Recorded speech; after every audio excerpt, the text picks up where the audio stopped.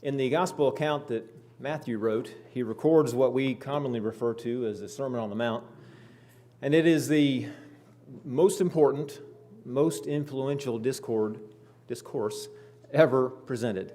And really nothing else is even close if you exclude the other teachings of Jesus. Because Jesus is describing the nature of his kingdom and how those who dwell in his kingdom, his citizens, will act under his kingship. And who knows how many books, countless sermon series have been presented on the Sermon on the Mount.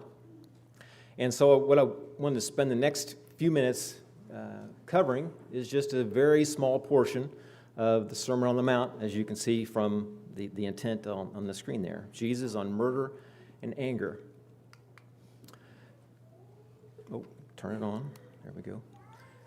So starting in verse 17, where Jonathan just read for us, "Do not think that I came to abolish the law or the prophets.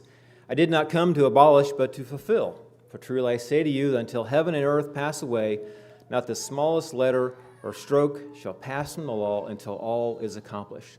And focusing on that word fulfill, I'll speak only for myself, but maybe you can relate. When I hear that word, I tend to think of fulfillment of prophecy. Things were prophesied in the Old Testament, and they were fulfilled in the New Testament. And that certainly is true. In fact, there are multiple scriptures that say that something happened, Jesus did something, that prophecy may be fulfilled, or as the prophet Isaiah said, for example. But I don't think that that's what this particular verse is talking about. That word fulfill literally means to make full. You see it in the word itself, fulfill. To make full, to fill to the full, to complete, or to bring to full realization. So if you just transpose that word just a little bit, I believe it gives the sense of what is being communicated here. Do not think that I came to abolish the law or the prophets. I did not come to abolish, but to fill full the law and the prophets. If you look at verse 18, it gives the same idea, until all is accomplished. A different word there, but putting those two together, you see the idea of to make full, or to bring to the full, to become, to perform it. What Jesus was doing was to fill full the law and the prophets. Jesus did not come to abolish the law and the prophets, but to fill them to the full. That is, to live them out and perfectly embody the complete realization of their intent. And I'll go ahead and add here, not only was he doing that, but he was showing the citizens of his kingdom how to do that as he had done that, as we follow his example. So then, after saying that, Jesus goes on to say, I did not come to abolish, but to fill full. Therefore, whoever then annuls one of the least of these commandments and teaches others to do the same shall be called least in the kingdom of heaven. But whoever keeps and teaches them, he shall be called great in the kingdom of heaven. For I say to you that unless your righteousness surpasses that of the scribes and Pharisees, you will not enter the kingdom of heaven. So, writing here or saying this to stress the importance of what he's talking about, of keeping these commandments and filling out the law and the prophets.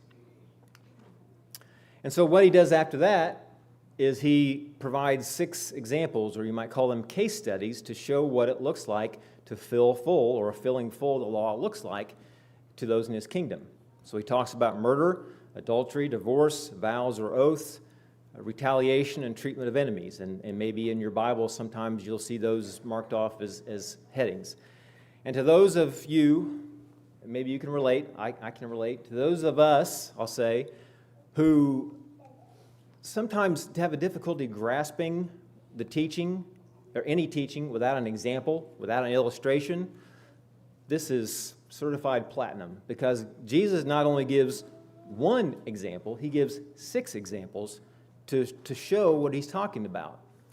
And in each one of those, he's going to explain how filling out the law looks to those in his kingdom. But I think that we're also supposed to take these and see, oh, this is how the law is filled out.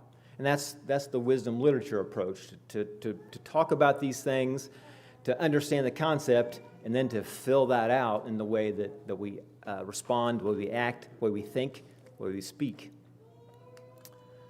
And so the case studies follow a repeating pattern given in this text here. The first thing Jesus says, you have heard that it was said, or it was said. So he does that as he introduces each of these topics. Then he gives a quote that would have been familiar to those who were listening to in his audience. We talked a little bit in our class this morning about understanding audience, and his audience would have understood very well the things that he was talking about. And not all these quotes are the same. Some are a direct word-for-word quote from the Torah. Some are a paraphrase or maybe taking a couple different things and pushing them together and making a statement. And then there's at least one that's how someone else, perhaps the Pharisees, perhaps someone else, has interpreted a command from Torah. So I won't go into that, but just recognizing that all of these are not exactly the same. But Jesus then talks about how to fill them out the same. And then he follows that with, I say. And so again, the teaching pattern is, you have heard that it was said, gives the quote, and then I say. That's the repeating pattern through this section. And so the question is, what is the relationship or the connection between you have heard that it was said and the I say? Jesus is saying something about what it was said. The question is, what is he saying about what was said? And there are some possible interpretation possibilities here.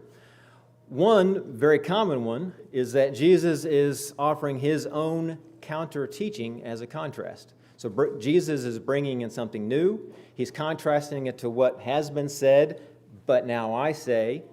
And even in modern scholarly biblical writings, they refer to these as the 6 antitheses.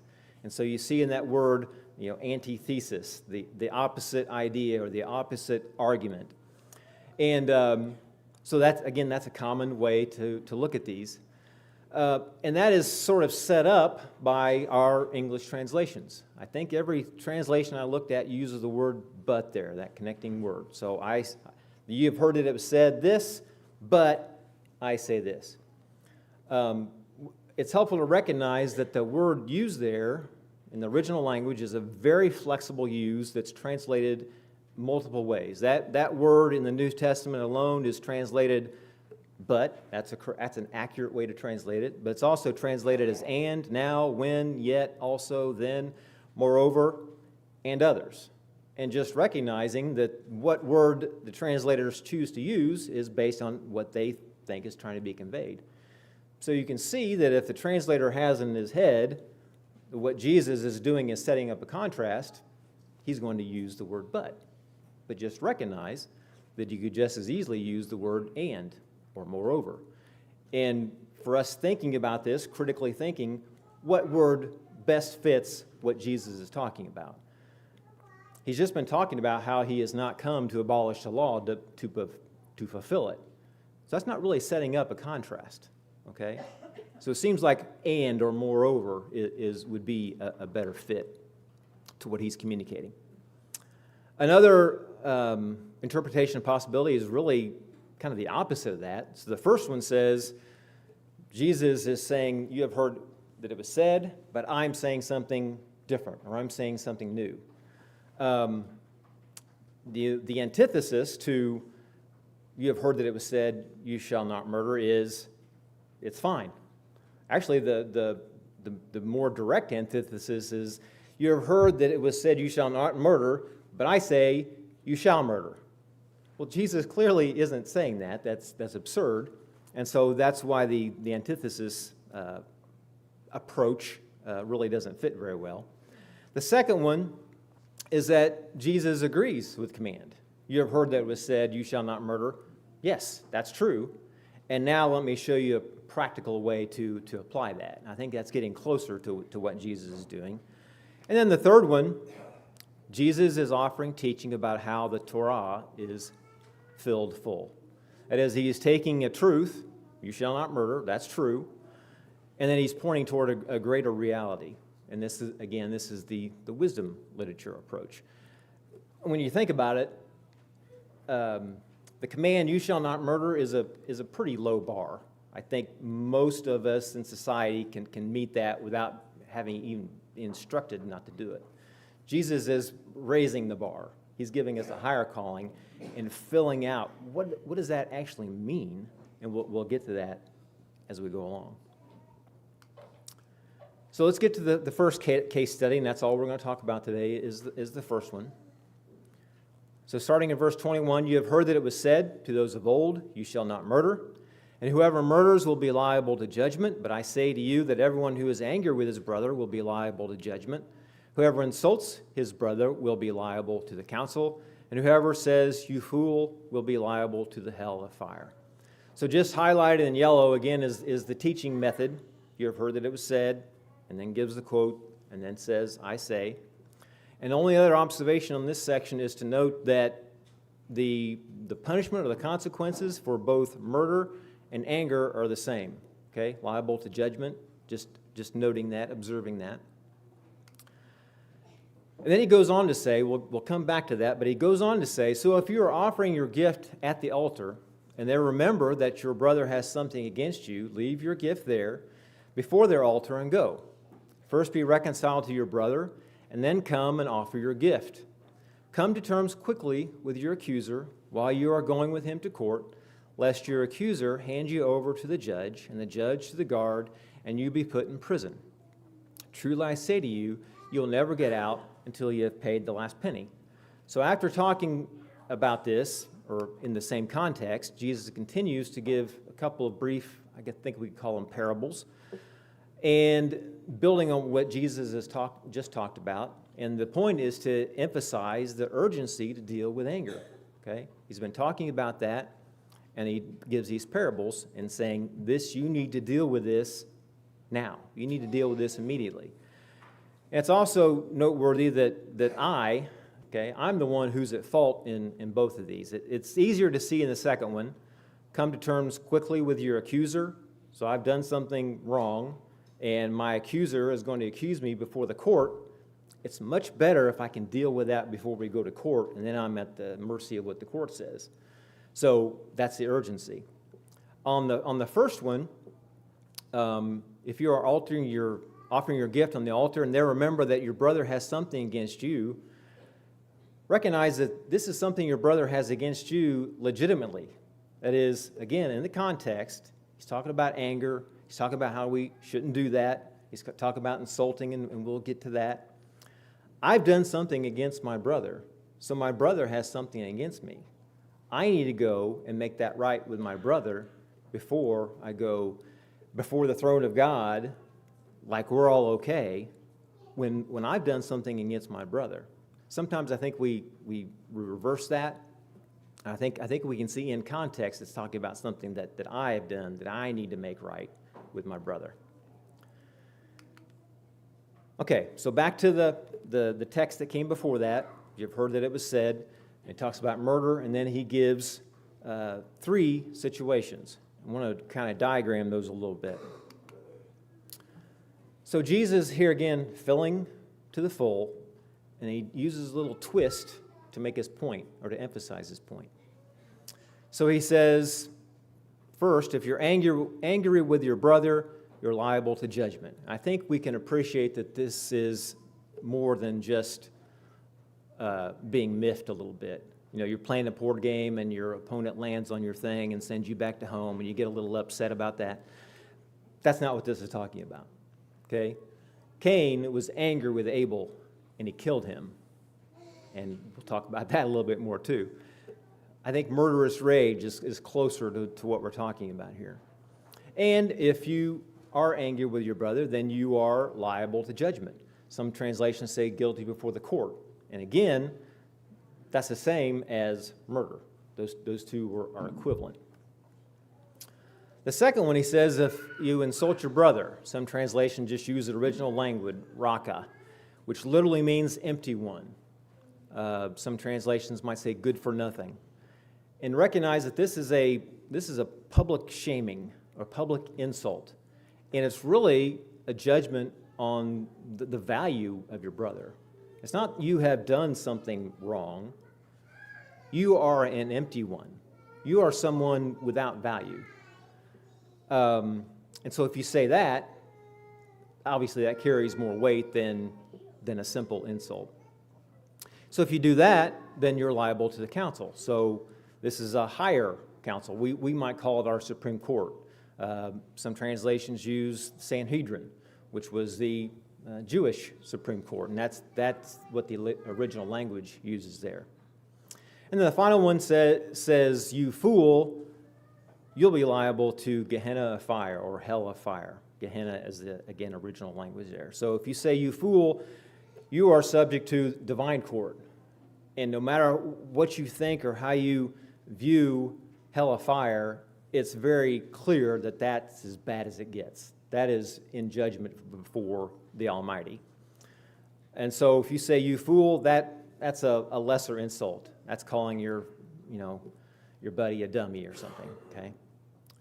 And so what's interesting about those two columns is that they are inverted. So if you look at the offense, saying to your buddy, you're a dummy, that's a mild insult. Stepping up to insulting them and even questioning their value as a human being, stepping up to murderous rage. Those are increasing. But then you notice on the other side, going in the opposite direction, that the consequences are increasing. I think that's intentional by Jesus. People wouldn't naturally think that if you called your buddy a dummy, that you're liable to the Gehenna of fire.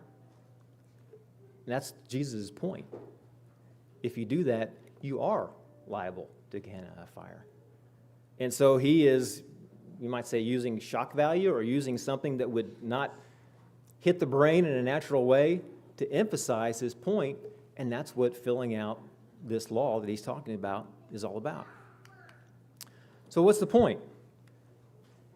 If I have contempt, or when I have contempt for another, when I view another as empty, remember that word raka, meaning an empty one, or good for nothing, that is, that they don't have value, that is at the heart of murder.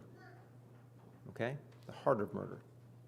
Saying another way, when I proclaim another as good for nothing, I'm sitting in the seat of the evaluator. I'm the evaluator. I get to make evaluation on all of you. And I have evaluated your life and have determined, and now I'm declaring, if you're speaking these things aloud, if you're saying raka, if you're saying good for nothing, I'm declaring that your life is without value, you don't matter, and therefore you are not worthy of existence. And then if you're not worthy of existence, I think you can complete the ellipses there. If you think about murder, if you get to the point where you are going to murder someone, you're going to extinguish their life, you have made a judgment before doing that their life doesn't matter. They no longer need to continue existing, so it's okay if I kill them, if I murder them. That's what comes before. So looking at some takeaways. Filling full the command to not murder means evaluating how I think and speak about others, and then stopping, that is discontinuing, weaning myself off the practice of evaluating the dignity and worth of others. And maybe just some ways to think about this. Am I evaluating the worth of others? Am I in a place where I would dare to evaluate the worth of others? How dare I be in that place? And to just maybe ask a question I don't think I'm doing that. Well, do I think of myself as more valuable than others? Maybe I don't say it out loud, but there are times in my own dark recesses of my mind that I think, yeah, I'm more valuable than others. And maybe a way to ask that, drill down on that, how do I speak about others when they are not present? Most of us don't speak insultingly to others in their presence, but am I speaking about others when they're not around in a way that says or even suggests that they have less value as a human being than I do? And you can probably all think about your own situation. When I was when I was young, I'll use tattoos as an example. When I was young, it was either like military people or bikers who had tattoos. And now, practically seems like everyone has, I don't have a tattoo, but it seems like a lot of people have tattoos. And so it's not as much of a thing maybe as it used to be. But when you see people who have a lot of tattoos, and they're on their neck and their face, and they got piercings and a lot of things going on that are maybe very foreign to you, do you maybe look at them as having less value than me?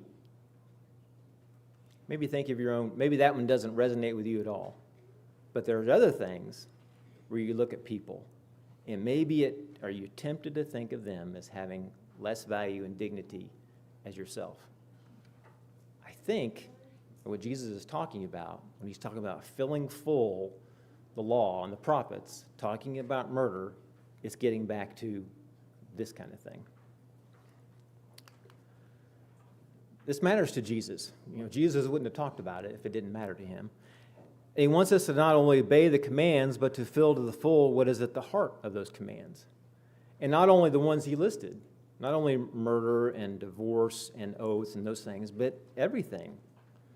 Jesus wants to fill to the full what is at the heart of those commands.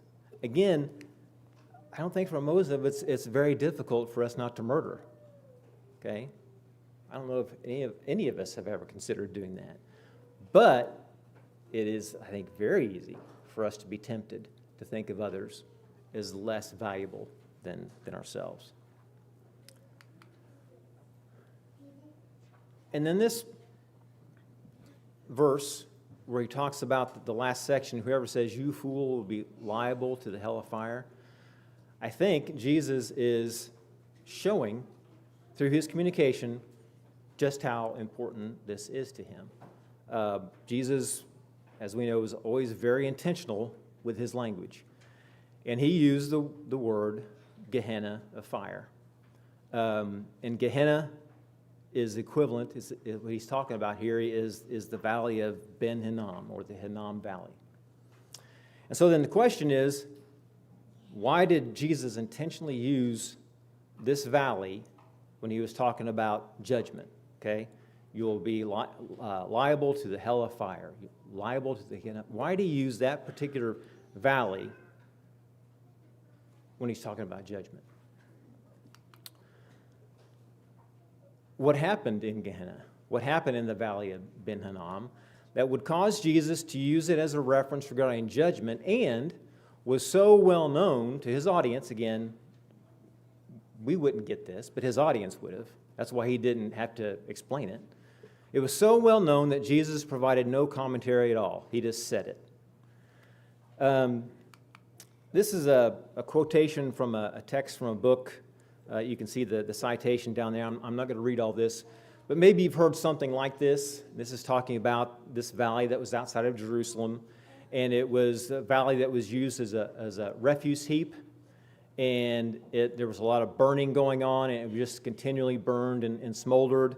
The fire never went out. It was a fire that burned forever, where the worm did not die, and so you see scriptural allusion there. And then this author emphatically states, when Jesus spoke of Gehenna, his hearers would think of the valley of rotting, worm-infested garbage, where the fire always burned, smoke always lingered. So maybe you've heard something like this. If you look at this passage and look at multiple commentaries, a lot of them will reference this. And the idea here is that God's judgment is like this. It's this continual rotting and burning and very unpleasant thing. And this is a good point for me to pull in the Bible Project. I listened to the Bible Project. This year they are doing a whole series on the Sermon on the Mount, and this particular episode was about murder and anger. And so the speakers there referenced that this appears to be an urban legend. That when this stuff was happening, the refuse heap outside of Jerusalem, this occurred during medieval times. And there's really no evidence to suggest that it was happening at the time of Christ. I did a little looking. That appears to be the case. that this, what's on the screen, is really not accurate. I'm not claiming to be an archaeologist or historian, so I'm not saying that this is true or false. It appears that it's not accurate. But what I do want to do is look at what Scripture actually says about the Hinnom Valley, or the Valley of Ben Hinnom, and suggest that that's what Jesus was referencing. So back in 2 Chronicles chapter 28, we read about the kings of the nation, and as you know, most of them were bad, and Ahaz was one of those bad ones. And here details some of the things he did, including, in the highlighted section, he made offerings in the valley of the son of Hinnom, Ben Hinnom, and burned his sons as an offering according to the abominations of the nations whom the Lord drove out before the people of Israel. So he's practicing human sacrifice. Later on in chapter 33, we read about Manasseh, who's, you can make a case for Ahab, but Manasseh also makes a case for being the worst of all kings. He did what was evil in the sight of the Lord according to the abominations of the nations whom the Lord drove out before the people of Israel, and he burned his sons as an offering in the valley of the son of Hinnom, and it goes on. So both these kings were human sacrificers, killing humans, children, to appease the gods. And in particular, Ezekiel and Jeremiah, the prophets, spoke to this. And we'll look at what Jeremiah had to say about it. So Jeremiah is prophesying about the coming judgment of Babylon. It's coming because of the evil that's been done in the nation, and it is a sure thing.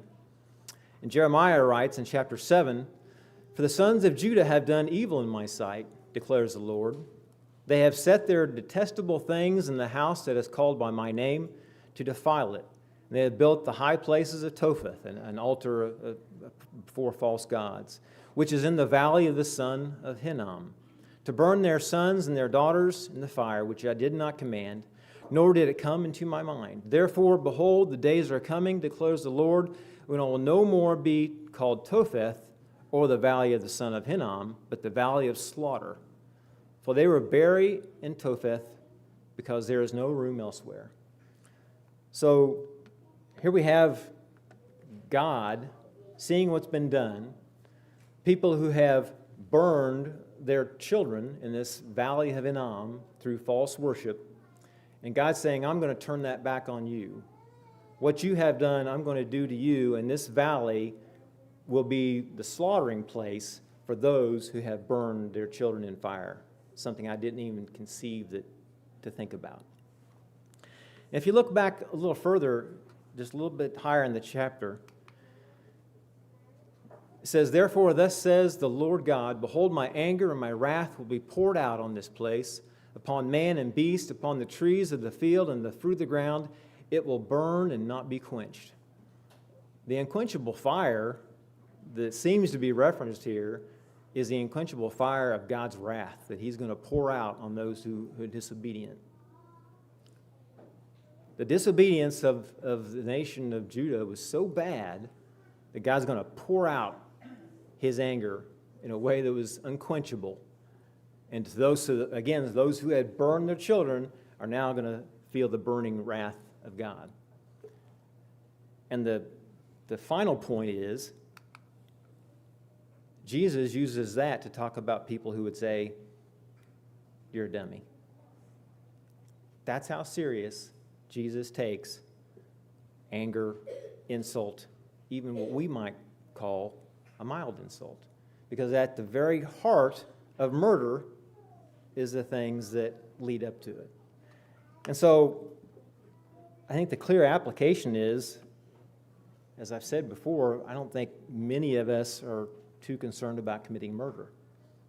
But I think we can probably all relate in at least some way to the things that come lower on the list. And as we fill out what Jesus was talking about his kingdom and the nature of his citizens, those are the things that we need to think about very seriously and ask ourselves, ask myself, am I evaluating someone else? Shouldn't be doing that to begin with. And if I am, I think Jesus says that I am endangering myself to this judgment of the Gehenna of fire. Appreciate your attention. Before we close, we want to extend the opportunity to any who want to respond to the call of Jesus Christ to commit your life to Him, or if you have needs that you want to communicate to the family here so we can pray for you or come alongside and help you, and we ask you to come to the front as we stand and sing.